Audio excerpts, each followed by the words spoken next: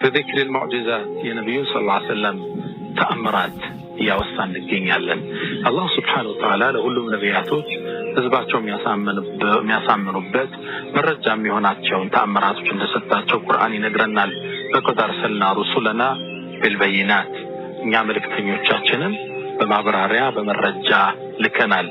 المعجزات الباهرات ተአምራትን አስዘን ልከናቸዋል። ታዲያ እነዚህ ነቢያቶች ይዘውት የሚመጡት ተአምር ጊዜውን የዋጀ ማህበረሰቡን ተጨባጭ አገናዘበ የግንዛቤ መጠናቸውን ታሳቢ ያደረገ ነው። እነሱን የሚመስል ቀለማቸውን የሚሸት እነሱን የሚመስል ተአምራትን ይዘው ይመጣሉ። ረሱልም አለይሂ ሰላቱ ሰላም ልክ እንደነሱ በርካታ ተአምራትን አላህ ሰጥቷቸዋል። የተአምራቶቻቸው ሁሉ መቋጫው ታላቁ የአላህ ቃል ቁርአን ነው። እሱ ተአምራቱ ቢዛቅ የማያልቅ ቢዘረዘር የማይነጥ ተአምር ነው፣ ይቀጥላል።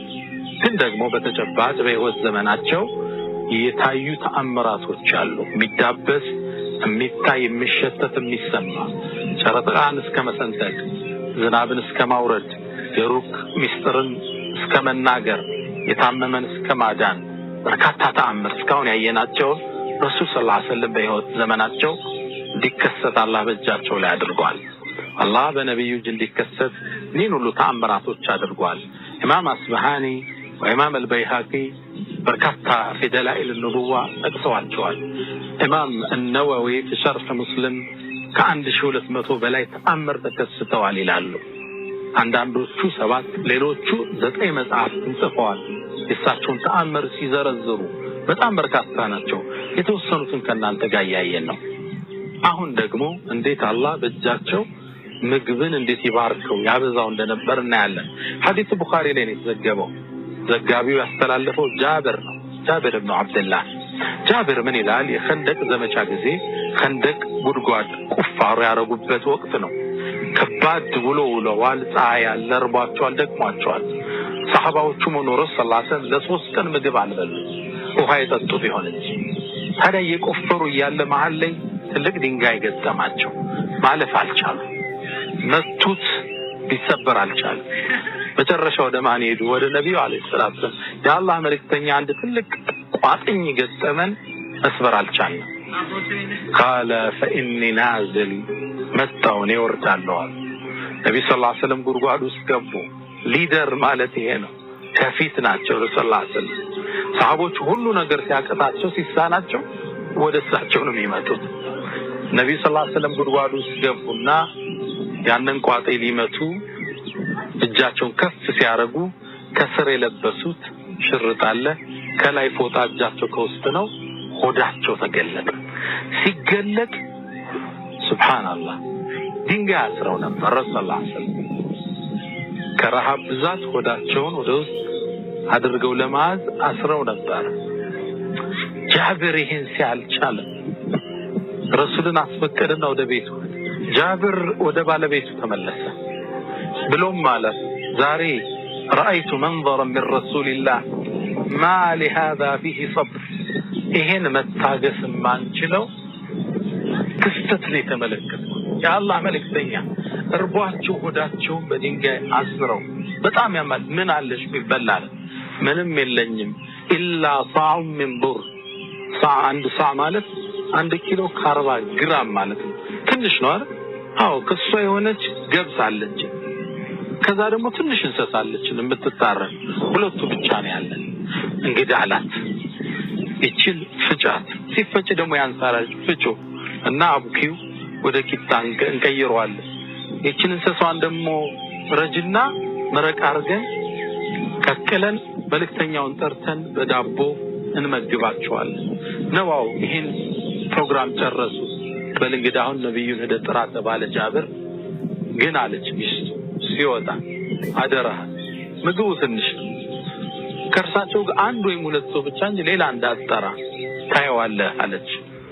ከዛም ጃብር ወጣ ወደ ነብዩ አለይሂ ሰላቱ ሰላም ሄደና ፈሳረሁ في اذنه በጆሮአቸው አንድ ሚስጥር አላቸው።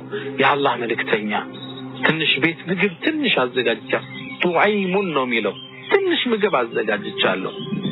እርሱና አሊያ ሁለት ሰው ይዘው ይምጡና ምሳችን ነብዩ አለይሂ ሰላቱ ወሰለም ጃብርን ጠየቁት ምን ያህል ነው ምግቡ አሉት قال صاع من بر 1 ኪሎ ከ40 ግራም ብትሆን ምንድነሽ ገብስ ነው ከዛ ደግሞ ትንሽ ያረዝናት ተዛለች ይሄ ብቻ ነው ያለ فقال النبي بلا خير كثير ይሄማ በጣም ብዙ ነው خير ነው አሉና ቆሞ መልእክተኛ ያ ትልቅ መሪ ብቻውን ሊበላ ነው መቼ ባህሪያቸው ነውና ዮሐንስ አሉ እናንተ ሰዎች ሆይ ዛሬ ምሳችሁ ጃብር ቤት ነው ሰራዊቱን ጠሩ ሰራዊቱ እየተንጋጋው ደግሞ ወደ ጃብር ቤት ከዛም ለጃብር ምን አሉት ጠሩና በል ሚስትህ ሊጡን ከቀው አታውጣው ጴጥሮንም የቀቀላችሁትንም አትንኩት ስትመጣ ረሱላህ ሰለም ወደ ቤታቸው አቀኑ ወደ ጃብር ቤት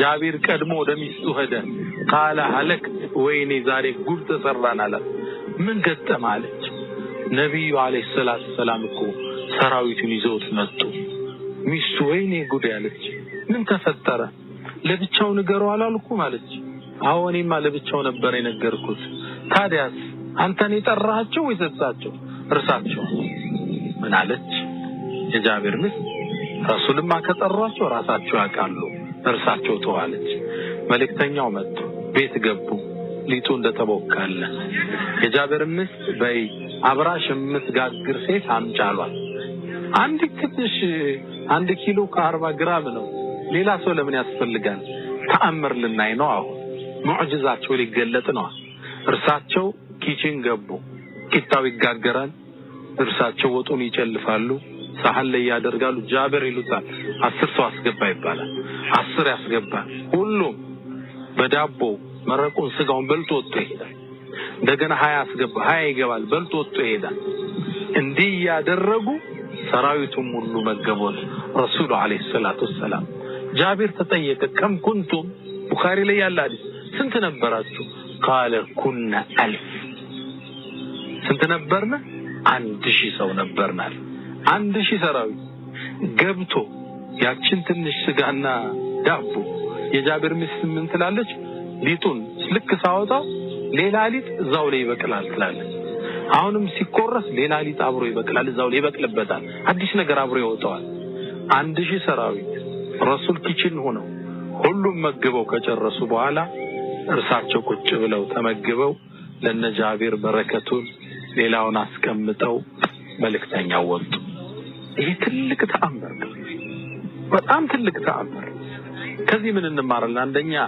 አላህ Subhanahu Wa Ta'ala በነብዮች ምግብን እንዴት ይባርክ ያበዛ እንደነበር እናያለን ሁለተኛ ረሱል አለይሂ ሰላቱ ሰላም ከሰሃቦች ጋር የነብይ ነኝ መሪ ነኝ አላሉ ያሁን መሪዎቹን በጥቁር መስታወት ልናያቸው አንችልም መኪናቸው የተጠበቀ በተከበረ ቤት ውስጥ ነው የሚኖሩት እርሳቸው ሰው ጋር ናቸው እርሳቸው ማህበረሰቡ ጋር ናቸው 3 ቀን ሙሉ ከውሃውጭ ምግብ አልበሉ ሆዳቸውን በድንጋይ አስረዋል የሶሳይቲው ምስል ነበሩ ከሶሳይቲው የተለዩ አልነበሩም ረሱል አለይሂ ሰላቱ ወሰለም ሶስተኛ በጣም ይደንቀኝ ነው እዚህ ላይ ነብይ ናቸው ቁጭ ብለው አይመገቡም እንዴ ኪችን ገቡና ሰራዊቱን አስተናገዱ ይሄ ነው እኮ ረሱልን ሰለላሁ ዐለይሂ ወሰለም እንዲፈከሩ ያረጋቸው ይሄ ነው እኮ ነፍዲከ ቢአቢ አንተ ወኡሚ ያሏቸው ላንተ እንሰው ያሏቸው እኮ ኑረው አሳዩአቸው